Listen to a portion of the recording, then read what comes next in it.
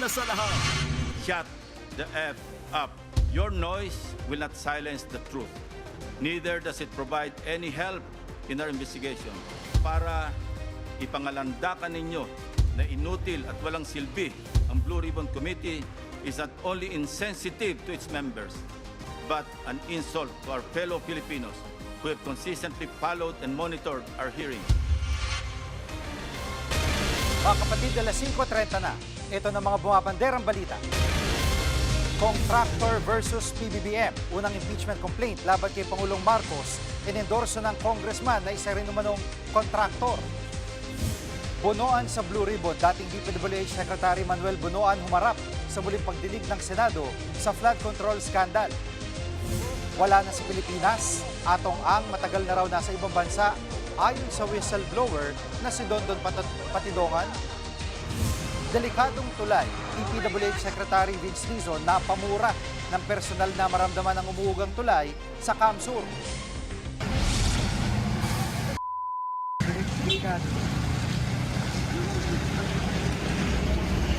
I can even feel it with this.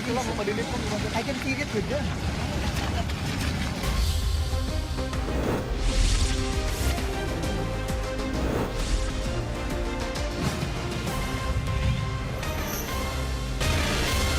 Isinampa na sa Kamara ang kauna-unang impeachment complaint laban kay Pangulong Bongbong Marcos. Live mula sa Batasang Pambansa, nangunguna sa balita si News 5 House correspondent Marian Enriquez. Marian, anong basihan ng sinampang impeachment complaint? Jiggy, may iba't ibang grounds nga na nakasaad sa impeachment complaint laban kay Pangulong Bongbong Marcos na isinampa nga kaninang umaga ni Attorney Andre De Jesus. Inendorso ito ni House Deputy Minority Leader at Pusong Pinoy Party List Representative Journey Jet Nisay. Kabilang nga doon sa grounds for impeachment ang umunoy pag-utos ng Pangulo na isuko si dating Pangulong Rodrigo Duterte sa International Criminal Court o ICC. Pati na rin yung umunoy drug addiction ng Pangulo na sagabal daw para magampanan ng Pangulo yung kanyang tungkulin. Nakasaad din sa complaint, Jiggy, yung pagkabigo raw ni Pangulong Marcos na i-veto yung unprogrammed appropriations sa national budget mula nga sa 2023 hanggang budget ng 2026. Dagdag pa nga sa reklamo, nakinabang umano yung Pangulo sa flood control kickbacks at ginawa umano niya yung Independent Commission for Infrastructure o ICI para nga pagtakpa ng kanyang mga kaalyado. Narito ang bahagi ng pahayag ni Attorney De Jesus at Congressman Nisay. No one, not even the president, is above the law. So sabi nga, mapanagot ang dapat mapanagot. So siguro, mapanagot ang totoong may mga sala. Sir, sorry to ask this question, pero are you working with the side of the Vice President? Ano? For some, it might be laughable. For some, it might be trivial.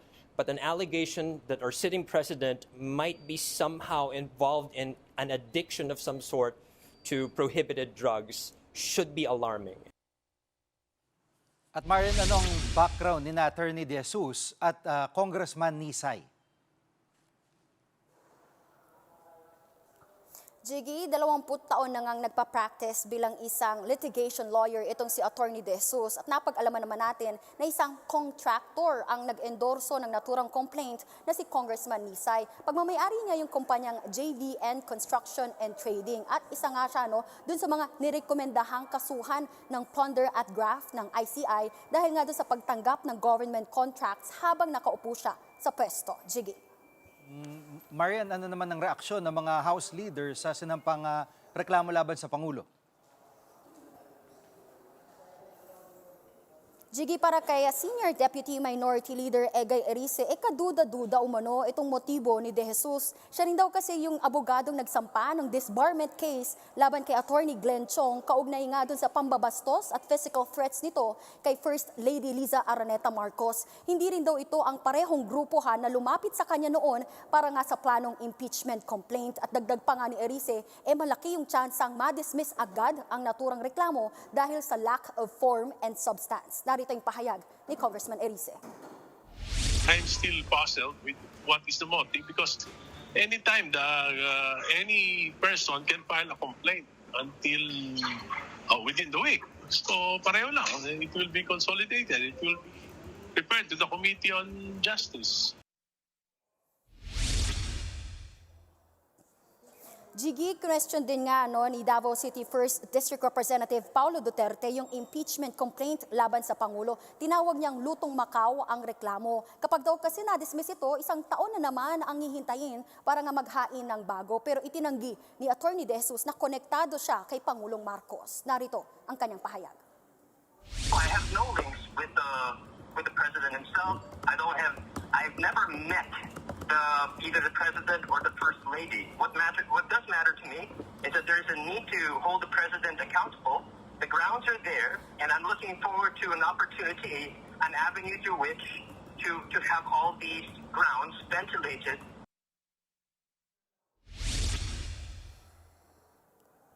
Jiggy, para naman kay House Speaker Boji D, walang basehan para ipa-impeach nga itong Pangulo. Aniya, malinaw na ginagampanan ng Pangulo ang kanyang mandato. Jiggy. At Marian, ano ang magiging sunod na proseso ngayong natanggap na ng Secretary General ang impeachment complaint?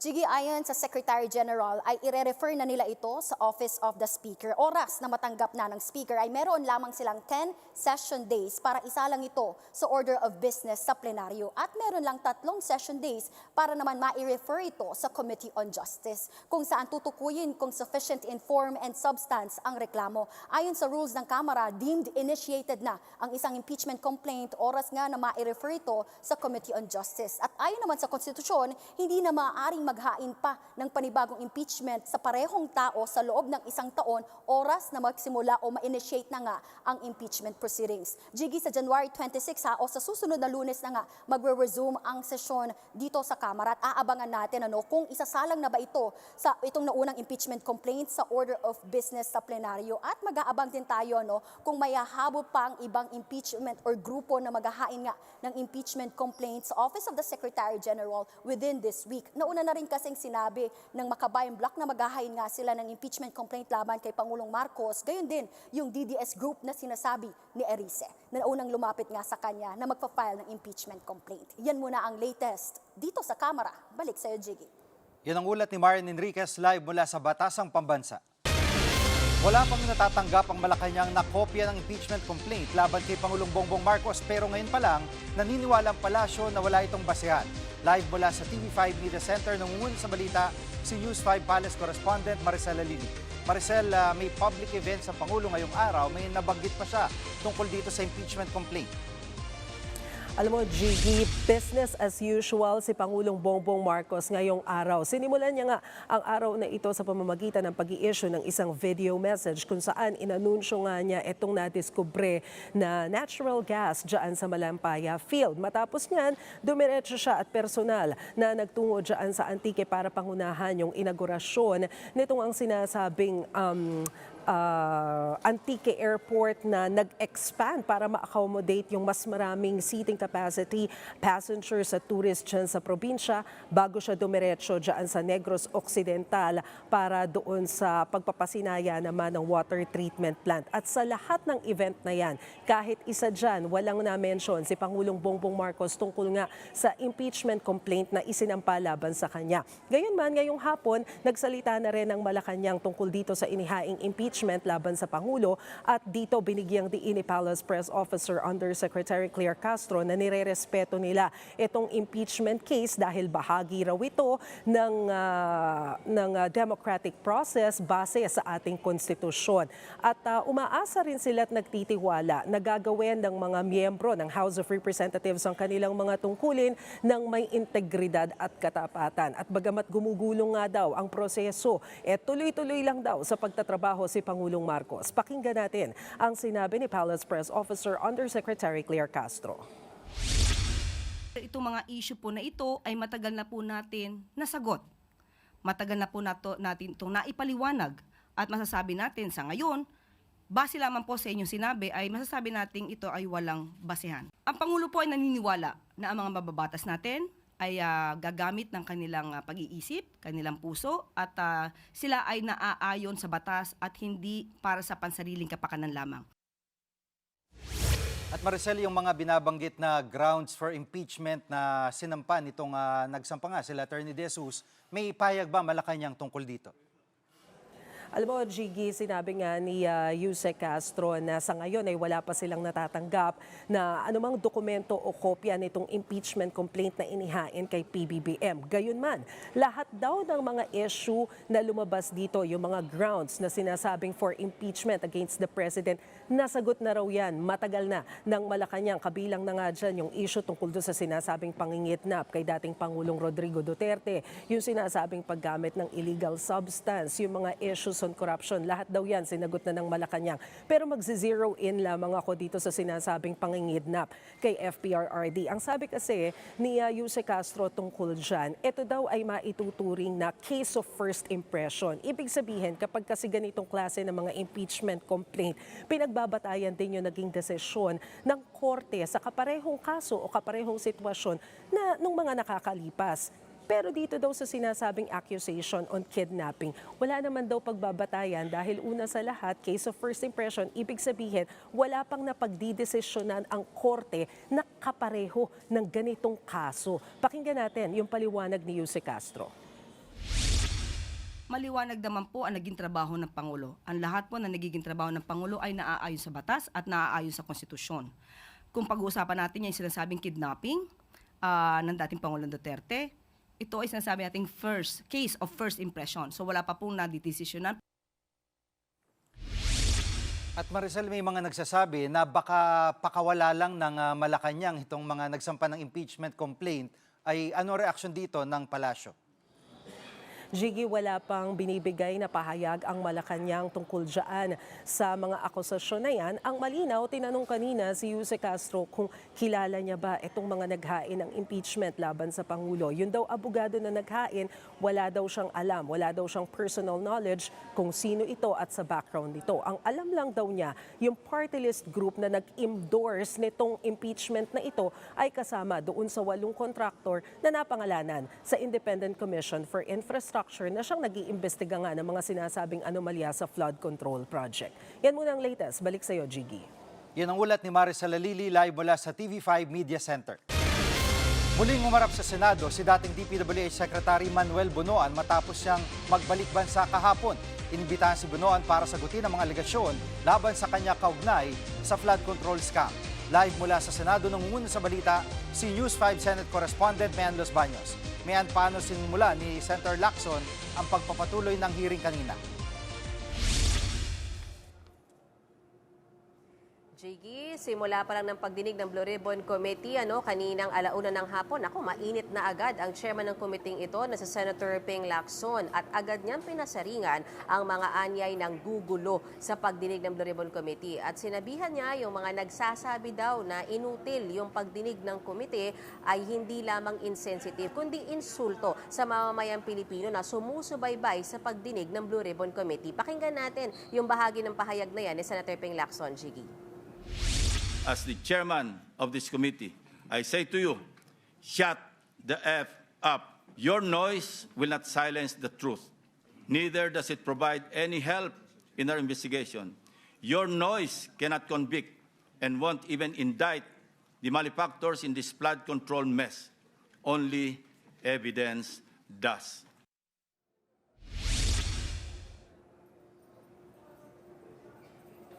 Jiggy, gate pa ni Senator Lacson, wala sila kahit sinong pinotektahan sa 8 pagdinig ng Blue Ribbon Committee. At inisa-isa rin niya yung naging achievements nung past 7 hearings ng Blue Ribbon Committee. Kabilang na dyan yung pagsisiwalat ng umunoy pang-aabuso at mga korupsyon sa mga flood control projects at sino yung mga taong nasa likod ng mga ghost flood control projects. Jiggy. At may anong nangyari sa pagharap ni Secretary Bunoan kanina? Nasagot ba niya yung mga aligasyon na iniba niya yung mga coordinates ng mga flood control projects? Yes, Chigi, nagpaliwanag siya na nung panahon kasi na isinabmit nila yung mga coordinates sa Office of the President noong August 2025, aminado siya na nagmadali sila, may time constraints. Kaya talagang dumipende na lang siya and he relied dun sa data na ibinigay sa kanya ng mga tao sa kanyang departamento. Kasama na nga dyan yung namayapang si Yusek Catalina Cabral. So ano ba yung isinabmit nila? Ang nasubmit kasi nila, Jiggy, na coordinates ay yung MIPS. So when you say MIPS, yan yung mga coordinates na nailagay sa plano para doon sa isang, for example, flood control project. When in fact, dapat ang nasubmit daw kasi, sabi nung ngayon, yung ngayong leadership ng DPWH, dapat yung actual coordinates kasi doon mismo nakalagay kung saan itinirik mismo yung infrastruktura. So dahil nga dyan, nakita nila nung in-inspect na nung current DPWH leadership, merong difference talaga, Jiggy, na 500 meters hanggang around 2 kilometers. So for example, nakalagay yung ganitong coordinate sa isang flood control project sa Nagilian, wala siya doon. Pero nung naghanap sila, 2 kilometers away, nandoon yung flood control project. So ang nangyari tuloy, Jiggy, 337 out of 416 na umano'y ghost flood control projects, mali-mali yung coordinates. Kaya ang tanong dyan ng mga senador, teka muna,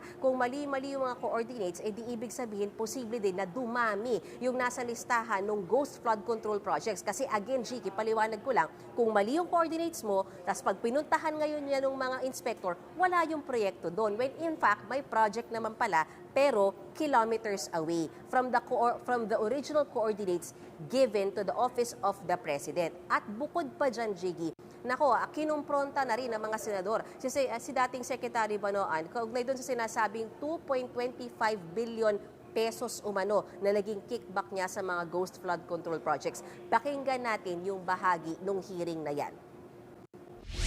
No, but this is very clear na meron kayong allocated amount at nagsasubmit sila ng project sa inyo at binibigyan kayo ng kickback. Wala ho 10%, 15%, and pag sinuma ho natin lahat yan, aabot yan to 2.2 billion pesos. I completely deny, Your Honor. I don't have any allocable amount. At may isa sa mga inaabangan din yung sinasabing ugnayan nila Curly Discaya at dating Speaker Martin Romualdez doon sa isang property sa yung malaking bahay na tinutukoy na binili umano ni Discaya bilang front. Ito ba yung natalakay dyan? Yes, may dalawang witness na umattend, pinangalanang Joy at Maria. At sinasabi nga nila na January 2023, sila pala yung staff ng dating tenant ng isang bahay sa South Forbes, sa may Tamarind Street. At kinuwento nila, January 2023, nang paalisin sila dyan sa malaking bahay na yan sa isang posh subdivision sa Makati dahil meron na raw bagong nakabili. And by February 2023, di umano, nakausap nila ang kontratistang si Curly Discaya. At di umano, dahil nga nangihingi sana sila ng extension na wag mo na sila agad paalisin kasi napakarami daw gamit sa loob ng bahay na yan. Kaya ang sabi daw nila, baka pwedeng pakiusapan yung bagong nakabili ng bahay na yan. At sinabi daw ni Curly Discaya na ang bagong nakabili ng bahay na yon sa may South Forbes ay si dating Speaker Martin Romualdez. Pakinggan natin itong pahayag nila. And he also mentioned to us na contractor ako dito Meron din kaming deadline. And then we both asked, baka pwede po namin pakiusapan yung may-ari, yung bagong nakabili ng bahay. And then he also mentioned that si Romualdez ang nakabili.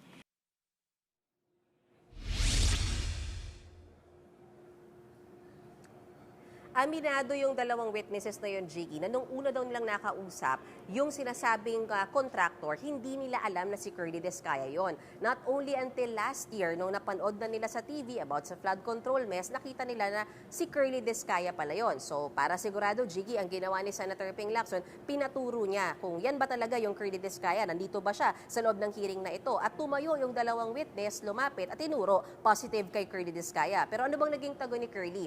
Hindi niya inamin na may kinalaman siya dyan sa bahay na yan. Ang sinasabi nga niya, una, wala siyang transaction doon sa dalawang witness. Hinamon pa niya, tanggalin daw yung mask para makilala niya. Pero sinalagyan ni Senator Ping. Hindi pumayag si Senator Lacson na tanggalin yung mask. At pangatlo, hindi pa rin daw nakakapasok si Curly Discaya doon sa sinasabing mamahaling subdivision na South Forbes. Wala rin daw siyang nabiling bahay doon. Ang kaya lang daw niya o afford lang daw niyang bilhin na lupa at bahay ay sa Pasig dahil mas mura nga raw doon. Samantala, nagsalita rin yung kampo ni dating Speaker Martin Romualdez at sinabi nga nila, physically at logically impossible dahil pahayag lamang daw yan ng staff ng dating tenant ng nasabing bahay. Ni wala raw kasamang mga dokumento para i-back up yan, kasama na dyan yung kung may nabayaran ba, may resibo ba, may kontrata ba, walang ganong na ilabas yung dalawang witness na yan. So yan muna. Una ang latest, balik sa Jiggy.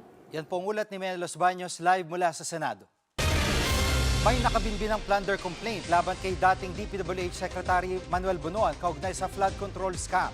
Live mula sa TV5 Media Center, nangunguna sa balita si News 5 Justice Correspondent Camille Samonte. Camille, ano ang detalye ng reklamo laban kay Bunoan? Gigi, nag-ugat ang reklamo kay dating DPWH Secretary Manuel Bunoan sa umano'y ill-gotten wealth na nakuha niya mula sa iba't ibang flood control projects. Ang paliwanag sa atin ni DOJ spokesperson Attorney Polo Martinez, hindi nakabase ang reklamo sa iisang flood control project lamang. Co-respondent ni Bunoan sa parehong plunder complaint, si Senador Jinggoy Estrada. Sabi ni Martinez, higit 50 milyong piso ang nakuha ng mga respondent mula sa iba't ibang transaksyon.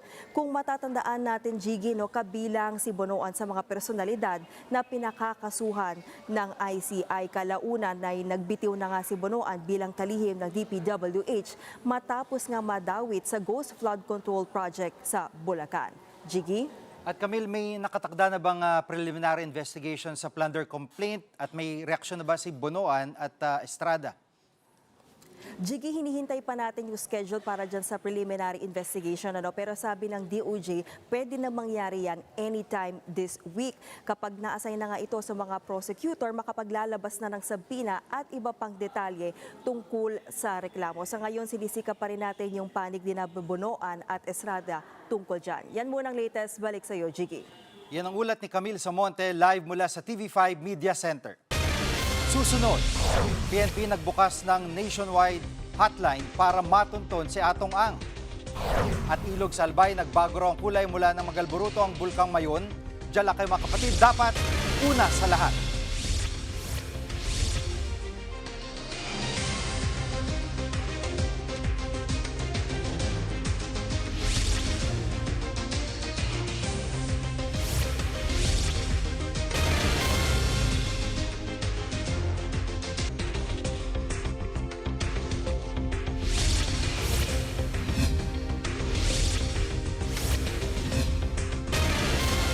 May natatanggap ng tawag ang PNP kaugnay sa posibleng kinaroroonan ni Atong Ang. Yan ay matapos patungan ng 10 milyong piso ang ulo ng negosyante.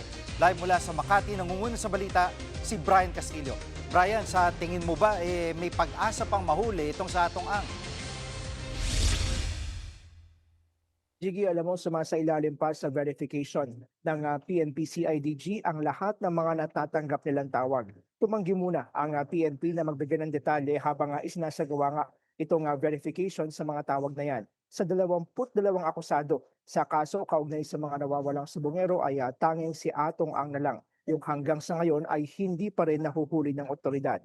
At para mas mapadali pa nga yung pagtugis sa kanya, nagbukas na ng nationwide hotline ng PNP na naka-flash ngayon sa inyong screens. Nagbabala naman ng PNP na paparusahan ang mga prank caller at yung mga magtatangkang ilihis yung kanilang sinasagawang manhunt operation. Narito ang pahayag ng PNP-CIDG. Malalaman din naman yan sa upon validation na nagloloko lang sila. At nandyan naman ang kanilang number, malalaman kung sino yung mga nagpa-prank call. Gigi, bagamat walang naging police security personnel, itong si Atong Ang, batay na rin sa record ng PNP, iniimbestigahan na rin ang mga aktibo at retired na police na posible umanong tumutulong sa negosyante. Gigi. At Brian, base sa resources at connection to si Atong Ang, hindi nga malayo na wala na ito sa Pilipinas, gaya ng sinasabi ni Julie Patidongan. Ano ang sinasabi naman ng mga otoridad tungkol dito? Gigi, naniniwala pa naman yung PNP na nasa Pilipinas pa rin itong si Atong Ang. Maging yung Bureau of Immigration, sinabing walang records na lumabas sa bansa itong hinahanap na negosyante. Tumanggi munang magbigay ng detalye ang mga otoridad sa posibleng kinaroroonan itong si Atong Ang dito sa bansa. Pero sabi nila, yung kanilang paghahanap ay nakafocus sa Luzon. Narito muna ang pahayag ng PNP-CIDG. Wala naman pang indicator na siya is umalis na ng bansa. We still believe that andito pa siya. Considering na wala namang record ng kanyang flight details na lumabas ng bansa. At may mga pinuntahan pa ba uling property itong mga pulis na sinasabing pagmamayari ni Atong Ang? Oo, Jiggy, meron pa. Pinasok nga ng mga pulis yung ilan sa mga property na sinasabing pagmamayari nitong si Atong Ang. Kabilang na dyan yung isang farm sa may Rosario, Batangas. Isa-isa nilang sinuyod yung bawat gusali pero bigo silang makita rito yung akusadong negosyante. Sa hiwalay naman na operasyon, pinuntahan din ng mga pulis ang isa pang property doon naman yan sa may Porac, Pampanga. Pero wala rin dito yung kanilang target. Naniniwala ang CIDG na napaghandaan na raw ng negosyante yung paghahanap sa kanya ng mga pulis kaya hindi siya tumitigil sa iisang lugar. At Jiggy, hanggang sa ngayon ay hindi pa rin naisusuko ng kampo nitong si Atong Ang yung 6 na baril na nakapangalan sa kanya. 3 pistol yan, 2 rifle at 1 revolver. Nauna nang kiran sila ng PNP yung kanyang license to own and possess firearms, so yung LTAP, at maging yung rehistro ng mga baril na ito. Yan muna ang latest. Balik sa iyo, Jiggy. Yan ang ulat ni Brian Castillo live mula sa Makati.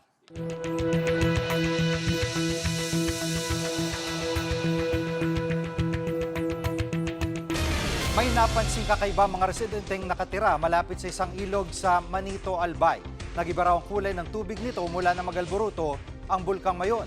Live mula sa Legazpi City, nangunguna sa balita si Mon Gualvez. Mon, ano ang paliwanag ng mga eksperto sa pag-ibang kulay ng naturang ilog? Yes, Jiggy, napansin nga kasi ng ilang residente malapit sa Balabagon River sa bayan ng Manito, Albay na namuti yung malinaw na tubig sa ilog at nangamoy asupre rin sa lugar. Ang kaso, napansin daw nila ito mula nang mag-alboruto ang Bulkang Mayon. Ang problema, ilang beses naman doon na nag-aalboruto ang bulkan pero ngayon lang daw nila ito naranasan. Nang hanapin ng mga otoridad ang pinagmumulan ng pag-iiba ng kulay, natuklasang may umaagos na kulay puting likido galing sa isang bukal na kumukulo-kulo pa yung tubig. Pero pagilino ng PHIVOLCS, wala raw dapat ikabahala at hindi rin naman ito konektado sa Bulkang Mayon. Pakinggan natin ang paliwanag ng ahensya. Yung area na yan is a known geothermal field. May vulkan, yung Pukdol Hills is volcanic po yan, pero hindi na active yan. Wala naman pong risk na may sasabog dyan, puputok dyan, dahil patay na po yung dyan, yung vulkan dyan.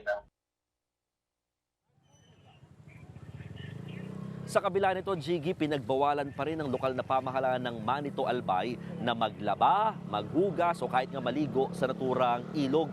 Kasabay nito, pinasuri na rin nila yung sample ng tubig sa mga kinauukulang ahensya at iba pang mga eksperto. Jiggy. Mon, kumusta ang Bulkang Mayon ngayong mga nakalipas sa araw?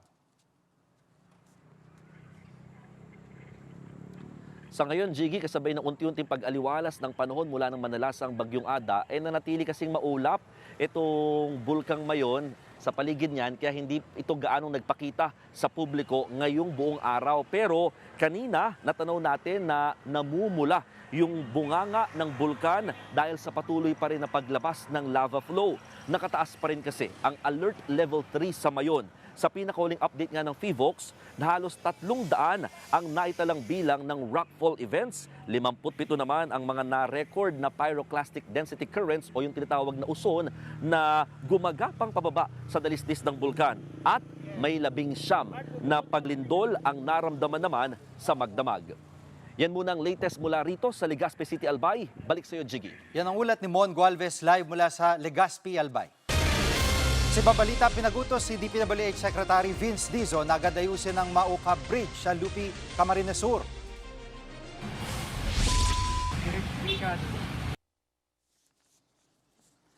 Sa personal niyang pag-inspeksyon, napamura pa ang kalim dahil sa lakas ng pagyanig ng tulay habang dumadaan ang isang truck. Ayon kay Dizon, delikadong tulay sa mga dumadaang motorista at mga residente. Bukod pa dyan, pinagutos din niyang tapusin ang ilang nakatenggang proyekto gaya ng Aganan Flyover sa Pavia, Iloilo. Noong 2022 pa sana ito target na matapos.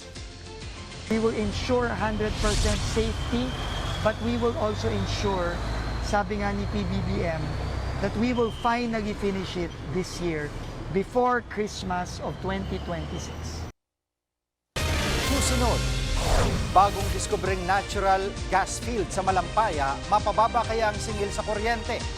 Huwag kang bibitiw, dapat una sa lahat.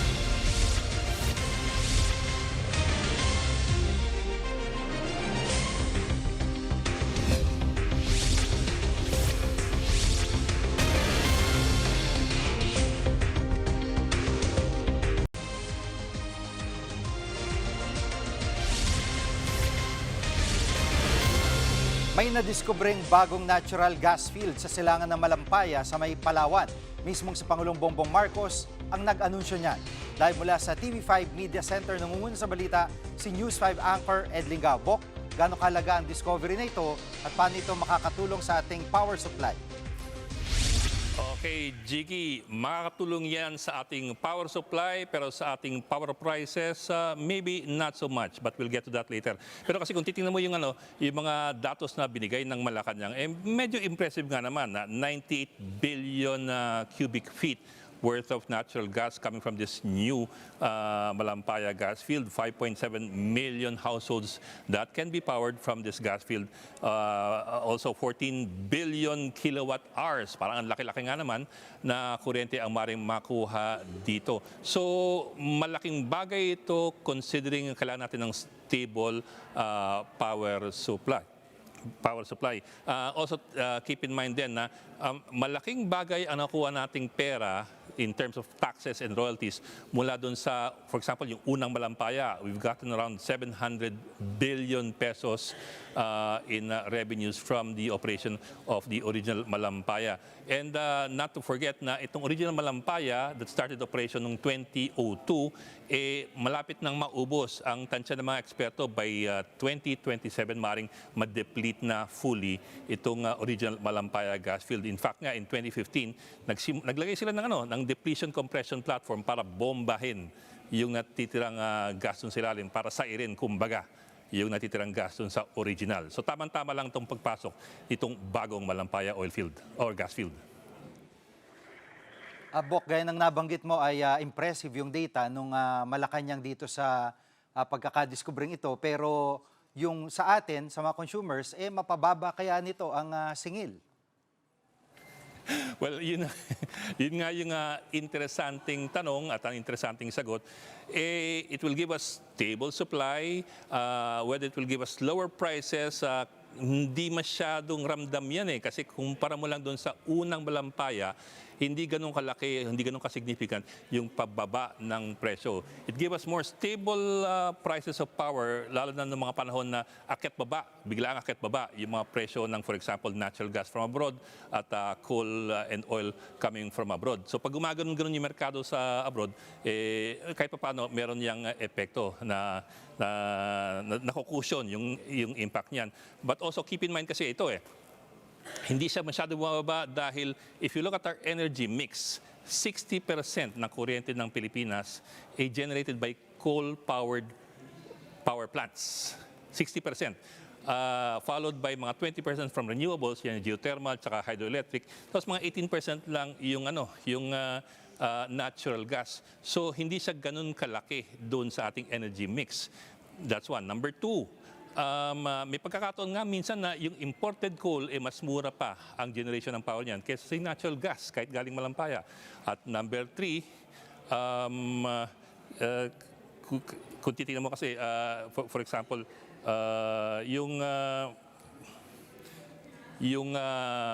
power purchase agreements na pinirmahan natin with the power producers, that also puts in place sometimes mga fixed rates up to 25 years na hindi magbabago yung mga presyo ng kuryente. So hindi siya halos gumagalaw. Ito pala, bago malimutan, Malampaya provided mga 25 to 30% of the power requirements only of Luzon.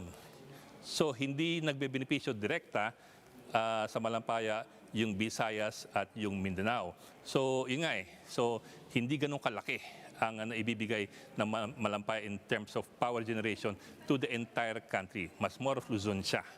So yun, Jiggy, that puts everything in perspective. Maraming salamat, Bok. Ed Lingaw po, live mula sa TV5 Media Center. Susunod, mga negosyante ang maaray sa napakamahal na garbage collection fee sa Maynila. Huwag kang bibitiw, dapat una sa lahat.